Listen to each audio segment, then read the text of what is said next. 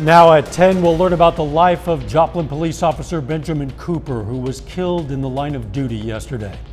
Plus, how the community is showing support to the JPD and families of the officers involved.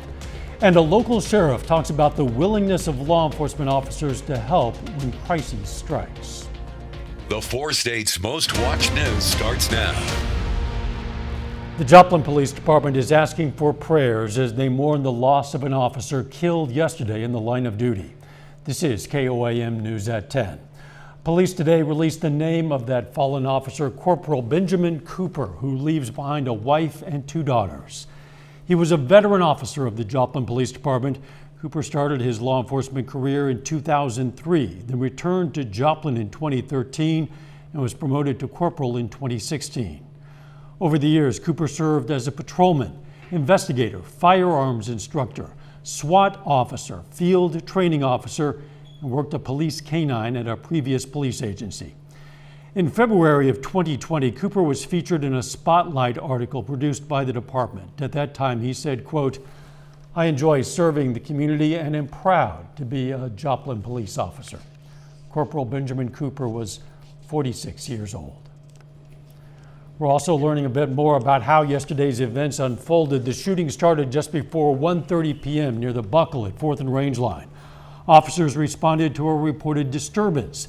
When they arrived, they encountered the suspect and exchanged gunfire. 2 officers were injured there, then the suspect fled.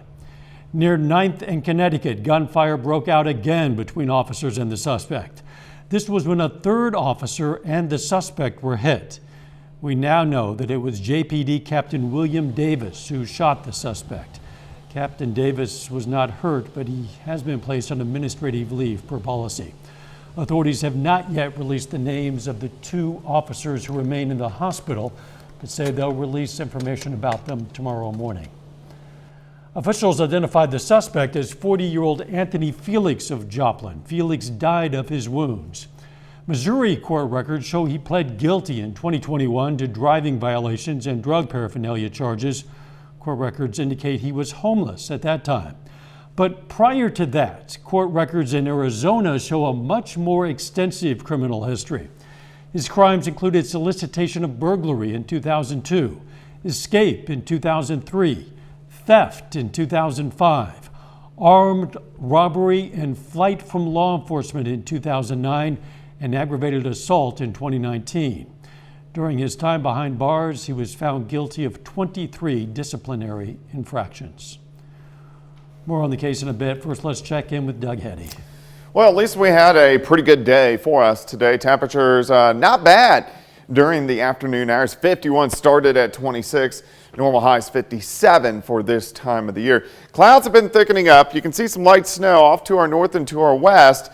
This big band is going to track east, mainly stay north of the region, but it will clip our northern counties by, let's say mid-morning, 8, 9 o'clock in the morning hours. Temperatures upper 30s will drop back near freezing a little bit later on tonight. And then if we go through time, we'll stop at about 4:30 in the morning. You can see from Yates Center, Chanute, Fort Scott, Nevada, some light snow scooting across our northern counties. I think most of us are going to stay fairly dry as we go through the overnight and then a good chunk of tomorrow. But everybody will get some snow. We'll break that down for you here in just a bit. See you then.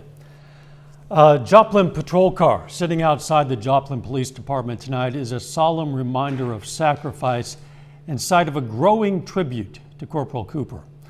Over the past 24 hours, people have been bringing flowers to place on the car as they share their grief and honor the fallen officer. Those who knew Cooper point out he was more than an officer. He was a friend and a family man. His passing is hard on the community and especially on other first responders and their families. Joplin paramedic Dylan Mills, who is a father as well, was among those who came by to pay tribute. It's hard. It's hard to know that that he didn't get to come home yesterday.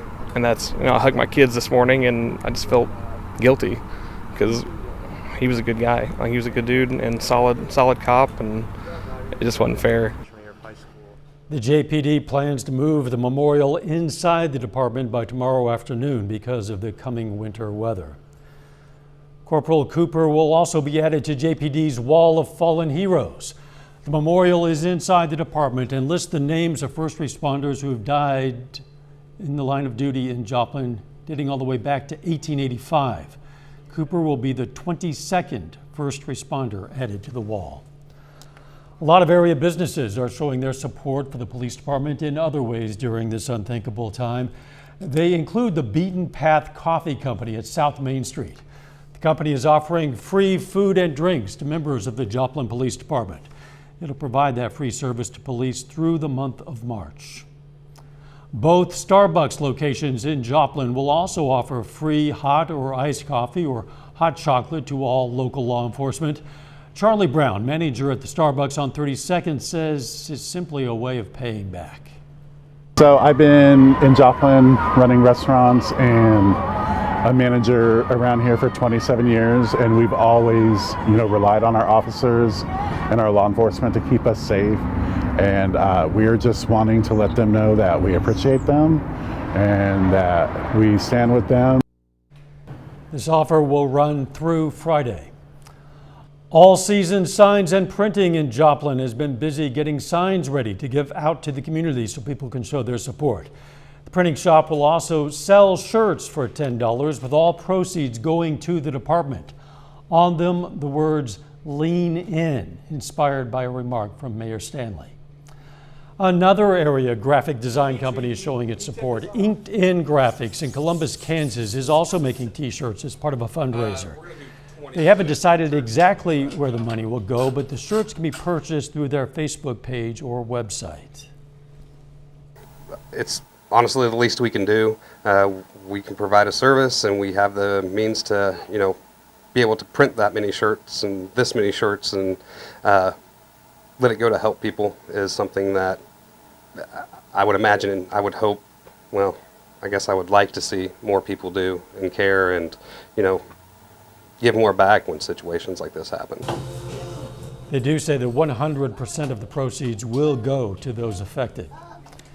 As the Joplin Police Department tries to deal with grief, other law enforcement agencies are stepping up to help. Newton County Sheriff Chris Jennings says his deputies will help patrol Joplin for the time being. We sent photojournalist Daniel Camp to speak with Sheriff Jennings about the willingness to help their brothers and sisters in blue. Law enforcement is a family, whether you're here in New York City or Florida or California. It's a family, and it's excruciating to ever see an officer injured or hurt. It's almost, I think, easier on the officers than it is the family members, because the officers, what they're thinking about all the time is getting to that situation to assist, to be involved. They don't have to normally think about what the families have to put up with. So in a lot of ways, it's harder on the families than the officers themselves. I've heard many, many times over the years from people and even the court system that, well, you're paid to take these risks. And that's not necessarily true. We're paid to enforce the law. Obviously, there's a lot of risk involved, but no one here or any other agency is paid to be assaulted or killed. Obviously, the risk is always there. I guess you try to prepare for it the best you can, not think about it, but know that in the back of your mind that it's always there. You have to be prepared. I don't know if there is any way to tell anybody how to handle something like this. It's you train them, you warn them of the possibilities, you teach them from your experience, but I don't know that you can tell anybody how to handle something like this until it happens to them. Some Newton County deputies responded to yesterday's tragedy. The sheriff is offering counseling services to deputies who want it. Coming up, Congress works to pass a $1 trillion+ spending bill, including aid for Ukraine. Plus details on a ceasefire to allow Ukrainian civilians to escape. Drive, save. The U.S. House voted to approve a $1.5 trillion spending bill that would include billions of dollars in aid to Ukraine. If passed by the Senate, it would also fund our government through September. Deborah Alfarone reports from Capitol Hill. This agreement does not include everything I wanted, and I know it doesn't include everything my Republican friends wanted.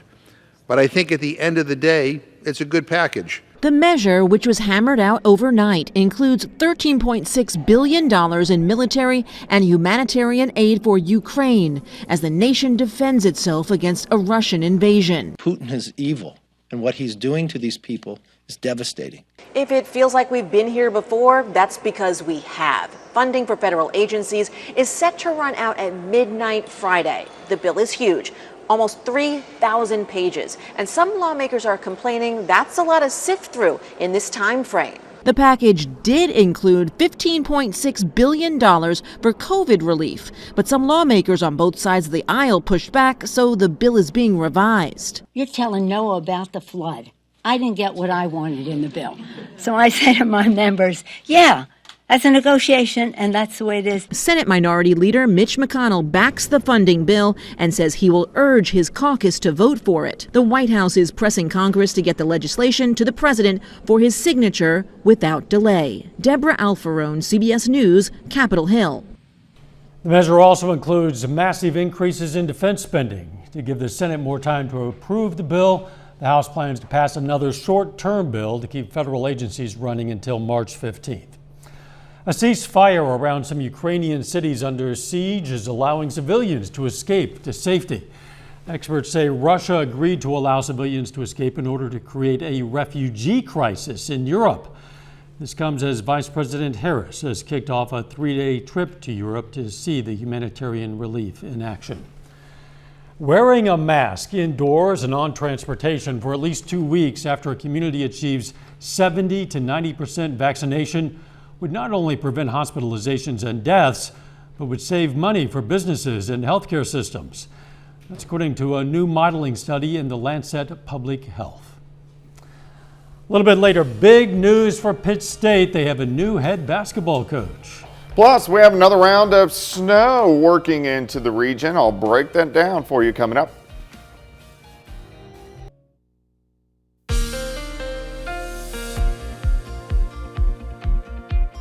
Well, it definitely turned out to be the nicest day we are going to see this week for us today. We have partly sunny skies, temperatures overall pretty good into lower 50s. We have a nice shot of Indigo Sky Casino and Resort. Of course, Indigo's just outside of Seneca, Missouri. It looks pretty good right now, even though the clouds have been increasing. All right, here's what's coming. We are going to get some showers tomorrow. Snow in our northern counties. We cover about 30 counties, and there's a wide range of weather what we're going to have tomorrow into tomorrow night. Freezing drizzle, snow pickup tomorrow night, light snow on Friday. You can always get my long-range forecast on my month-long blog. That's KOAMnewsnow.com. All right, mainly 30s, upper 30s. I think we'll drop back near freezing a little bit later on tonight. Outside right now, we're sitting at 39. Northerly winds are light. Humidity is at 73%.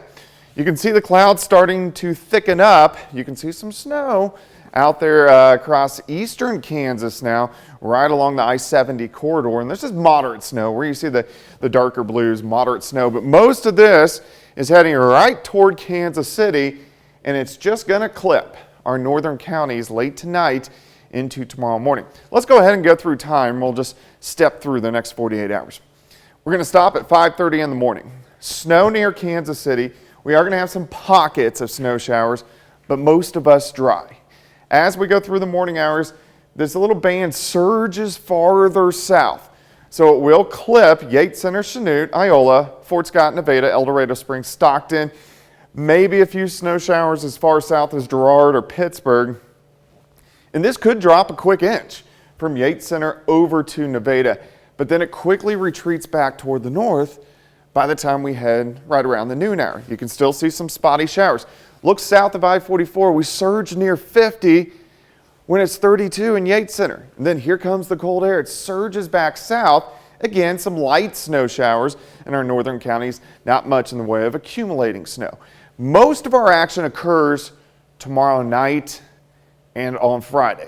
So let's go into tomorrow night. Light snow starts developing north of I-44. If you live south of I-44, you're not going to see anything until probably after 3 o'clock in the morning on Friday morning. Here's 9:30 p.m.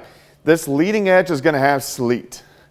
I was hoping for all snow, but we're going to have some sleet. So when it does start, you may get an hour of sleet. It's not going to be real heavy. It's going to be fairly light. Still snow north of I-44 by 1 a.m. and then the band starts surging farther south. Here's 5 a.m. on Friday, so do expect slick roads Friday morning with your morning commute. 8:30 in the morning, snow continues, and then after, let's say midday, it'll slowly taper off from northwest to southeast. I had Nevada in the 4 to 7-inch range. I pushed you about a county north. I still think Nevada's going to get 4 or 5 inches, but I'm sparing you an inch or two. Everybody else, 2 to 4 inches of snow, which is a pretty good amount. And I'm thinking and hoping this is our last snow as we head into spring. 50 tomorrow, 29 Friday, very cold tomorrow night, 7 degrees, 31 on Saturday. I'm sure the good people of Nevada appreciate you adjusting the snow totals for their community. Yeah, I did it for them. Yes, you'll be hearing from them, I imagine. Thanks, Doug. Coming up in sports, we're going to hear from the Missouri Southern women's basketball team as they hit the road to the national tournament. And Pitt State prepares to host the indoor track and field national championships. Jacob Leonard has that and more next.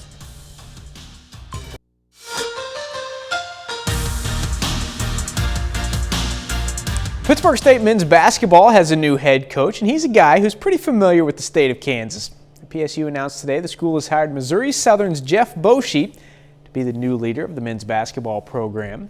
And Boschee spent 8 seasons at Missouri Southern, won more than 60% of his games, going 151 and 86 overall. And Boschee led the Lions to 3 straight national tournament appearances from 2018 to 2020. He will officially be introduced as Pittsburgh State's next head basketball coach later this month. Well, it's national tournament time for the Missouri Southern women's basketball team. The Lions are just 2 days away from playing in the NCAA Division II tournament for the first time since 1996. The Lions hit the road to Hayes earlier this afternoon. They're the 4th seed in the Central Region and will face 5th-seeded St. Cloud State in the first round on Friday night. Now, just a year ago, this team was 9-14, their 5th straight losing season. So it's been a wild and quick turnaround from that to a conference championship and a trip to the national tournament. We had a couple missing pieces to our puzzle, and I feel like now it's like the puzzle's full. We've got everything we need. We truly enjoy being around each other, and having that connection helps on and off the court. I knew whenever, like one of our first practices, the energy was different, and I just felt like we were all more bought in than we were before. And then when we started going on that 17-game win streak, that's when it really started to click for everybody. We're like, we're good, and we know we're good. Well, this week is state tournament week for Kansas high school basketball. We have 7 local teams in action this week, including 4 playing in the first round today in their respective brackets. Now, starting in 2A, the undefeated Colgan girls, 21-0, facing Garden Plain this evening in the state quarterfinals. The Panthers scored just 9 points in the second half, falling 39-26. Lily Brown goes for 16 points and 9 rebounds. Colgan finishes with a 21-1 overall record. In Class 3A, the Girard boys are the 8th seed, looking for the upset over top-seeded Royal Valley. And that one is final also. The Trojans made them work for it, but they fall just short 60-56. Girard finishes 16-6 overall this season. Now, elsewhere in the boys 3A bracket, the Galena Bulldogs face TMP Marion in the quarterfinals this evening. Galena, the 3 seed at 22-1. This one such a good game, but the ending was a heartbreaker. Bulldogs fall on a last-second tip-in, 68-67, in double overtime. Galena finishes the year 22-2 overall.